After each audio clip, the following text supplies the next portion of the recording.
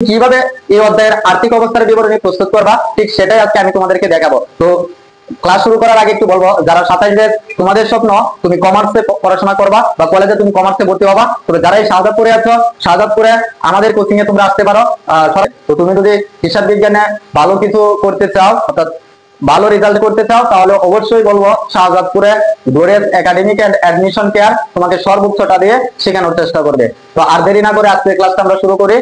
তো দেখো, আমরা যদি গণমে এই টাইপের প্রশ্ন করা হয় যে বলা হয় আর্থিক অবস্থার বিবরণী দেখাও, তাহলে আর্থিক অবস্থার বিবরণী প্রস্তুত করতে গেলে আমাদের স্টেপ বাই স্টেপ করতে হবে। তাহলে কিভাবে তুমি করবা আজকে এই ভিডিওতে তোমাকে দেখাচ্ছি। দেখো, আর্থিক অবস্থার বিবরণী টাকার ঘর হচ্ছে তিনটা, বিবরণ টাকা টাকা টাকা, ঠিক আছে, এটা লিখলা প্রথমে। তারপর লিখবা সম্পদ সমূহ। অলরেডি আমরা জানি নরমালি সম্পদ হচ্ছে দুই প্রকার, স্থায়ী সম্পদ এবং চলতি সম্পদ, এছাড়াও বেশ কয়েকটা সম্পদ আছে।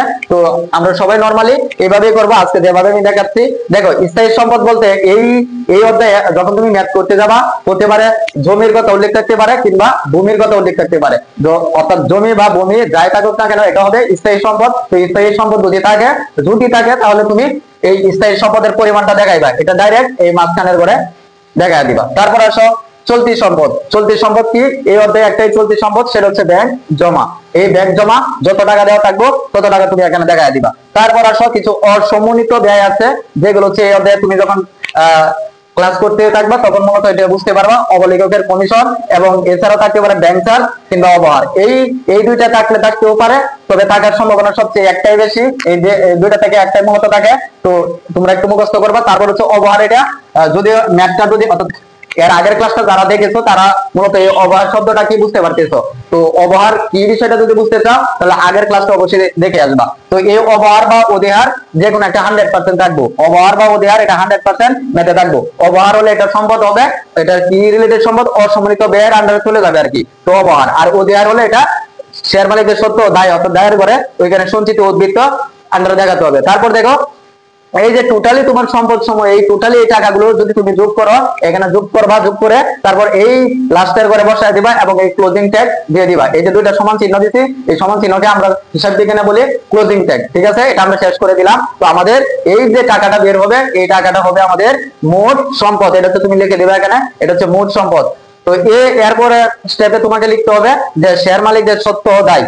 অর্থাৎ তোমরা যখন আর্থিক অবস্থার বিবরণী প্রথম অধ্যায় অর্থাৎ প্রথম পত্রের করেছিলা, তো সেখানে দায় ও মালিকানা সত্যের পরিমাণ লিখছিলা। তো এখন লিখবা শেয়ার মালিকদের সত্য ও দায়। তো এটার ভিতরে বেশ কয়েকটা স্টেপ আছে। সেটা হচ্ছে প্রথমে দেখা এটা অনুমোদিত মূলধন। অর্থাৎ অনুমোদিত মূলধন এটা দেখবা যে এই অধ্যায়ের ম্যাথের ক্ষেত্রে প্রথম লাইনেই দেওয়া থাকবে অনুমোদিত মূলধন। এখানে তোমার কোনো ক্যালকুলেশন করা হবে না, ডাইরেক্ট যত টাকা দেওয়া থাকবে ওই টাকাটা তুমি এই লাস্টের করে দেখা দিবা এবং এটা ক্লোজিং ট্যাগ দিয়ে দিবা। বুঝতে পারতেছো? তো এটা হচ্ছে অনুমোদিত মূলধন, এটা আর কোথাও দেখানোর প্রয়োজন লাগবে না। তারপর দেখো কি ইস্যুকৃত। দেখো, এই যে এখানে আমি দুইটা লাইন লিখছি, এই দুইটা লাইন তুমি চাইলে এক লাইনেও লিখতে পারো, আবার চাইলে তুমি আলাদা আলাদা ভাবে দেখাইতে পারো। কিভাবে? দেখো, ইস্যুকৃত মূলধন আর একটা হচ্ছে বিলিখিত ও আদায়কৃত মূলধন। তুমি যদি চাও এক লাইনে কিভাবে লিখবা, ইস্যুকৃত ও বিলিখিত মূলধন বা ইস্যুকৃত কমা দিয়ে লিখবা বিলিখিত আদায়কৃত মূলধন, এক লাইনের ভিতরে লিখা এই এখানে টাকা দেখা দিবা, ঠিক আছে। তারপর আসো সঞ্চিত উদ্বৃত্ত। যদি তোমার ম্যাথটা হয় অধিহার, তাহলে অধিহার হচ্ছে এই দায়ের আন্ডারে দেখাই দেবো, অধিহারের এখানে দেখাই দিবা। তো ইস্যুকৃত বিলিখিত মূলধন এই দুইটাকে তুমি যোগ করবা, যোগ করে যা হবে এখানে বসাই দিবা এবং ক্লোজিং ট্যাগ দিবা। এখন মজার বিষয় হচ্ছে এই হিসাব বিজ্ঞান করতে গেলে দেখবা আর্থিক অবস্থার বিবরণী বা ম্যাক্সিমাম অধ্যায় হচ্ছে তোমার, তুমি নিজেই বুঝতে পারবা ম্যাথ করার পরে এটা অঙ্কটা হয়েছে কিনা।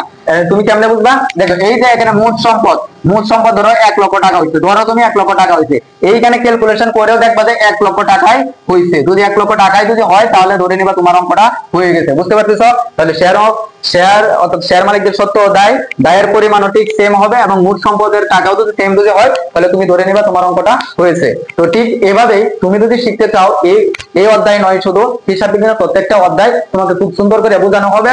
আজকে এটা ছিল বেসিক ক্লাস।